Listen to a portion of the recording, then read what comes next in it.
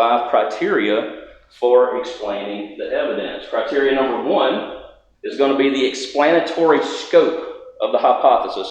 This means that if the hypothesis is true or if it's probable, then it will explain more evidence than the other explanations. Criteria number 2 is explanatory power. It will make the evidence more probable.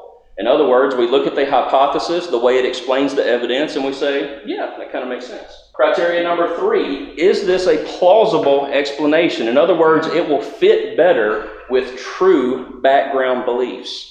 It will fit better with more background beliefs that are already established truth. Criteria number 4, the least contrived.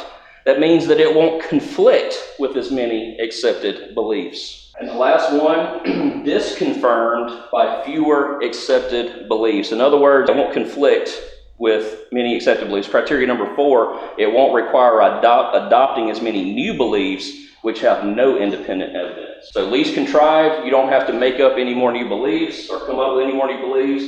And then disconfirmed by fewer of the things that we already know as established truth, it does not contradict those. That criteria was established by a non-believer. So we're going to be looking, like I said, at 5 different hypotheses. And what we need to ask is, which one best explains the evidence according to these 5 criteria? These are the 5 ideas that have most been presented throughout history since the crucifixion of Christ to explain away the evidence.